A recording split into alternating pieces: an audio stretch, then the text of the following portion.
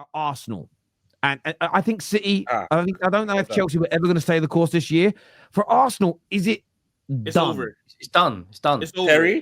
Terry, there's only one thing that saves our season.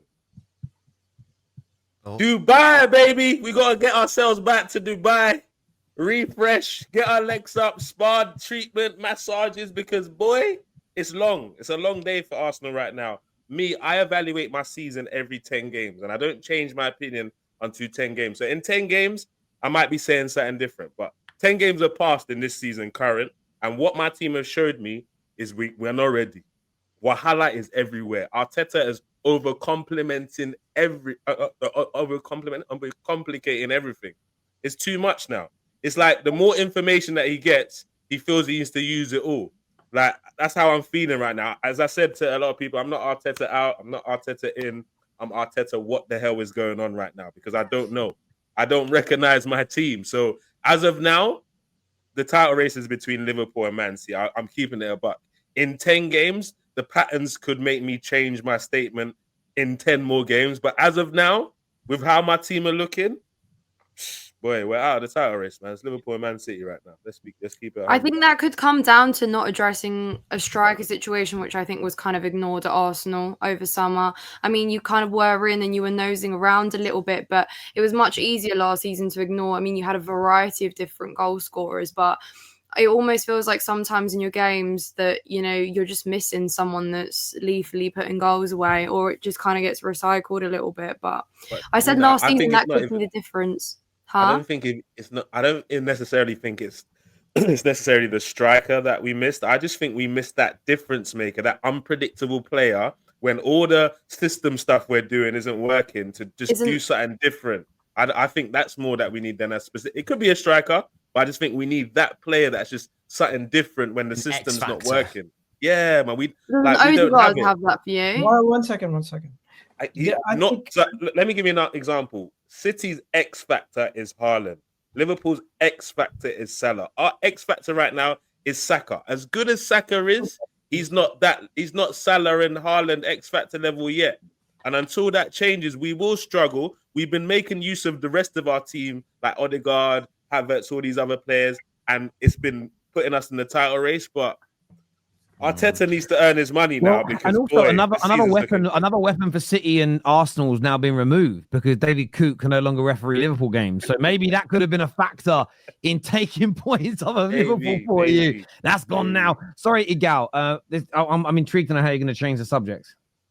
The fixtures that Arsenal have had to start the season and the red cards and the context of what we've had to go through this season so far. In the upcoming matches, we do have a relatively simpler fixture list. And I know people are immediately going to say, oh, everyone has the same fixtures. Well, Arsenal have gone away to Aston Villa, gone away to Spurs, gone away to Man City, gone away to Newcastle and Chelsea. So these are not easy grounds for any team to face, let alone have 5 of those games out of your first 11.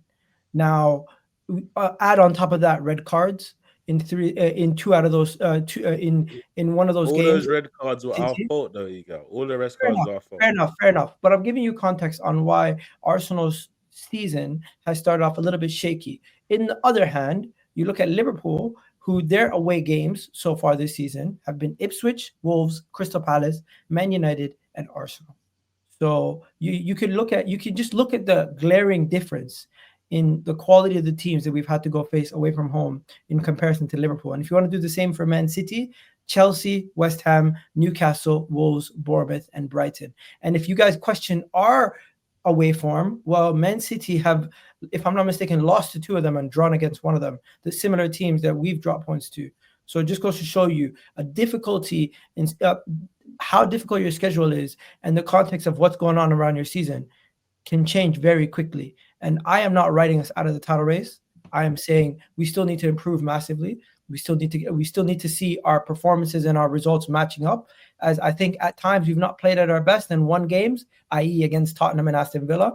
And there's times where we've played better and we haven't gotten the win. We ended up drawing versus Man City. We ended up Inter Milan away. We ended up drawing in that game, for example. losing that game, even though we had a better performance. So I do think there's better to come from Arsenal. I do think there's been a lot of context on how our season has gone so far. And yes, maybe we have dug ourselves a big hole, but if anything, I do think we can come out of it. And I would be more scared if Man City were in Liverpool's position with a fully fit squad than I would be with Liverpool. But do you think you can win the league? Your season, right? Yes. I feel like yes, I still believe we can win the league, and I still believe Liverpool will slip up. I still believe Liverpool will slip up. But the hope that you have is based off what? Because the hope that I have is Liverpool have a new manager and he's not yet been found out. But when he does get found out, similar to other great managers in the league, you can see that there will be a shift from there, and he's going to have to reinvent himself mid-season, and we'll see when that happens. Right now, I could talk about injuries, but I'm not going to do that. I could talk about them potentially strengthening in January, but those are ifs. The main thing that I'm thinking about is the fixture changes, and of course, with more sample size, there's going to be more opportunities to study Liverpool, and from there, you might see more people picking up points off them. Yeah, so I hear what you're saying, and I actually do think that you make a good point in terms of like the games that Arsenal have had to play, because I kind of agree in terms of Liverpool. I think that they have had a relatively easy start to the Premier League, just in terms of like what clubs they had to go up against up until that Chelsea game. But at the same time, I do think that it is over. Your season is over. You're not going to win the Premier League. We have no evidence of seeing Arsenal being able to overcome deficits. We have evidence of Arsenal bottling things. One second. And I think, hold on, bro. Last year we overcame a 14. Don't interrupt, Egal. Remember what you said, Melvin. No. I'm just saying. Last season we overcame a 14. We overcame a 7-point lead from Liverpool to and then go. How many points ahead of them? 7. So. But I'm talking about in terms of like winning the league. I'm saying like that's what I'm talking about. Now, if you care about coming second, and if that's what you want to overcome, no, but I'm talking about overturning a lead. Oh, okay, fair enough. I was more so coming from the POV of overcoming like something to win a trophy, but it's okay. What I'm saying is, I feel like the way that we were getting onto Henry earlier about, right? Like, why are you upset, right? Like, you support Tottenham. This is what your club is. I think that you guys should also kind of do the same, like just self-reflection a little bit in terms of you guys are not a team that are going to win titles like that. So when things are going wrong, that was like what though? Well, and then I think like what? If you focus on let him finish. I think if you focus on the cups, I think that you'll have more success than actually trying to win the league, because it's not going to happen, and it's not going to happen because your club. Unfortunately, because I actually do like Arsenal, but unfortunately, they don't show ambition. They don't show ambition. We knew that you guys needed to sign players this summer that were going to be able to push you to the next level. You didn't do that, right? And now, when I say that it's a 2-horse race, is because even though City are struggling at the moment, I have faith that their board in January will make some moves, right? Maybe Liverpool might make some moves, but I know Arsenal will not make the moves that are required. I think that you guys might sign somebody, but it's not going to. I don't know, for the sheer fact that we've got Edu's gone, they might want to make a statement in January. I think they might. These cronkies are all about ego, so they might want to make a statement. And I hear, and Will has every right to have his stance, because I don't think he's old enough to have ever seen Arsenal win a title, so I get it. So until Arsenal do win a major, his stance is going to be that. Will's older than he looks, by the way. He told us his age the other day. I was shocked, but he's older than he looks. If Slot wins the league this season with essentially the same side that Klopp had, okay, they were in a tight race until the last 5 games, and everyone around them strengthened, and they've brought in Chiesa, who's only played 50 minutes, 100 minutes in the Prem, something like that. Played as far as I'm concerned. So, what does that say about Arteta if Slot wins the league this season? What's it say about Slot? It says he's a wonderful manager, first of all. Hey, Arteta has to go immediately. Even if he's lost the league when there's 2 games to go, I'm saying he needs to leave then on game 36. If Liverpool win the league title by then, he needs to leave then. Come out with a statement and say sorry, Arsenal fans. If that points gap is 15, 20 points by January, February. Are you already thinking? Because I'm not going to lie, 9 points after 11 games, that's a lot already. And they've signed no one. Like, they look as good as the 19-20 season. He's actually got 2 less points than the 19-20 season, and he's won 15 of his first 17 games. The only ones they've lost is to Forest and drew to Arsenal. Like, they're top of the Champions League. They're in the League Cup quarter-final. If they finish a bit like 10, 15 points above, I think you've got to look at another manager. As great as you've been in the last 5 years in terms of your Premier League form and getting into a title race, do you then look at someone to get you over the line? But Henry, does it matter though? Because even if it's Slot with Liverpool or Man City, I think if it's not Arsenal, it doesn't matter who the winner is. You have to sack Arteta. He spent over 700 million. It's been 5 years. So when is it going to happen? Like, when do you now make that conversation? A different manager? 1 second. I understand if Henry says that, but based on what you just said earlier, why would we sack him if we have no ambition? No, I didn't say that you don't. What the fuck? I didn't say that you don't have ambition. No.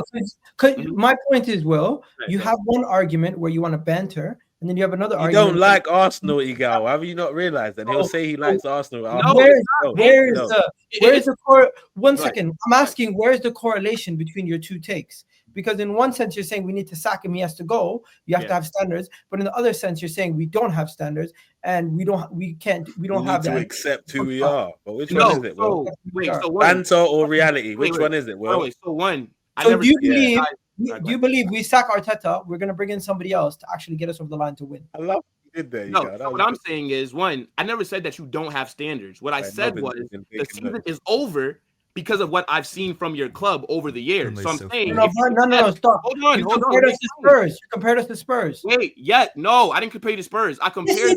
You did. You literally did that. You literally did those exact things. See, like, here's the problem when you listen to respond. No, you literally did that. What I said was, sat there and listened to you the whole time. What I said was the way that we bantered Henry in terms of Henry.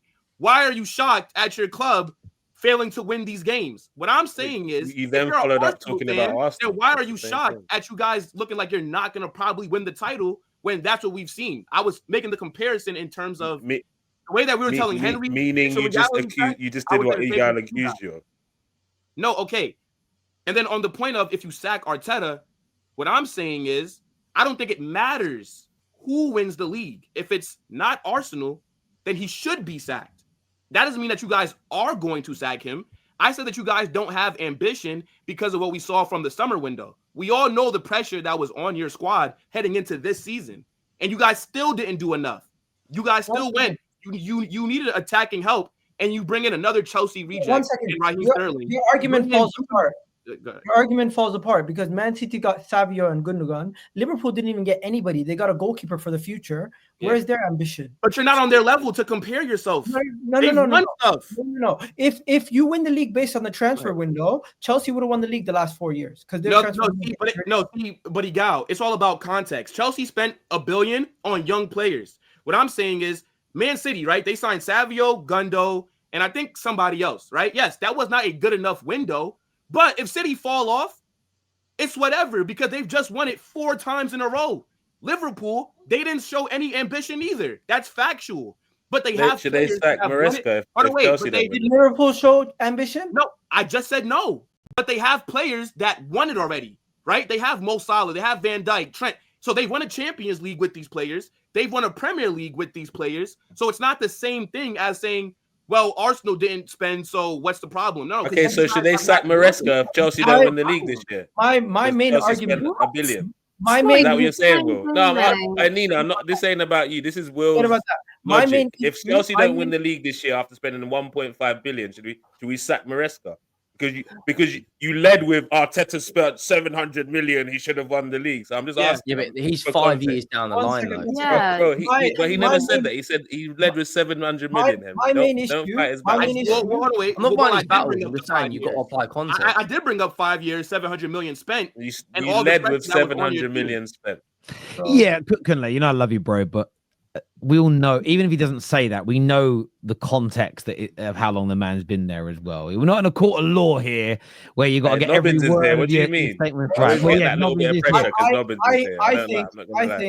I think there's 2 things that you can say. One, if you say, Arsenal haven't won the league title in 20 years, fair enough. If you want to say Arsenal can be bantered similar to Spurs because they haven't won the major honor, fair enough. But when it comes to your actual comparison, you compared Arsenal and Spurs' lack of ambition. When you actually look at Arsenal over the last couple of years, pushing for the league, trying to get up there, we've shown the adequate ambition. Maybe we haven't gotten over the line, but that's results-based analysis. We're literally one game away. That's down to the brilliance of the team we're facing in Manchester City, just being slightly better than them. And Foden. Yeah. So whatever you want to say, if you want to say it, whoever you want to say it is. But my point is that your case comparing the two is not factually correct. Because you are basically basing it based on simply just because of one trophy. Let's jump to some of these super chats here. AMT says history lesson to those who still don't know. Arsenal in the 97-98 season in February were 12 points behind. Yet you did go on to win then. Listen, I think Arsenal can still win the league, but what's going to happen is Liverpool are going to have a collapse. Liverpool are going to have to hit a really bad run of form, which right now... They only need 3 losses. Yes, but that's them losing 3 and you losing no more. You're probably going to lose some more games as well. So they probably need, in reality, 5, 6, or 7 losses from this point for you guys to win the league. No, Terry. It could be Man City and Newcastle, and bang, we're right back in it. I understand that, but I'm talking about between now and the end of the season. I mean, do you think that Arsenal would only lose 1 or 2 more games for the entire season? Terry, in their next 4 games, they play Man City and Newcastle. Okay, answer my question. Do you think you're only going to lose 1 or 2 more games this season? I think we can go on a run. Okay. We have easier fixtures. We have easier fixtures, and I think in December we don't leave London. That could be a good opportunity for our players to pick up a bunch of points. Okay. English football is the only sport where you're either champs or you suck. Progress matters, and people watch when Igao is on in hope he shuts up. No, people don't do that. We love Igao ruining. But yeah, you are right. We've moved into this era of football now where everything's either the best that you're winning or you're rubbish. And you are right. Progression matters. Why was Havertz offside when he had acres of space? Oh, listen, he should have kept himself onside there. He really should have done. Saliba and Gabriel sometimes at left back and crossing the ball in. Since when? Arteta looked stressed. Yeah, I see people kicking off about where your centre-backs were and even where Declan Rice was at times because they were out wide at times. I see a lot of criticism for that online, which I thought was interesting. And Kukurea snitching on Kai Havertz was funny. Yeah, that did make me laugh. Fofana, Neto, Caicedo, Kukurea were good. Shit game from both sides. Partey was Arsenal's best player. Oh, I quite enjoyed it, to be honest. I thought it was an excellent game of football, if I'm being honest, as a neutral. But that's just me.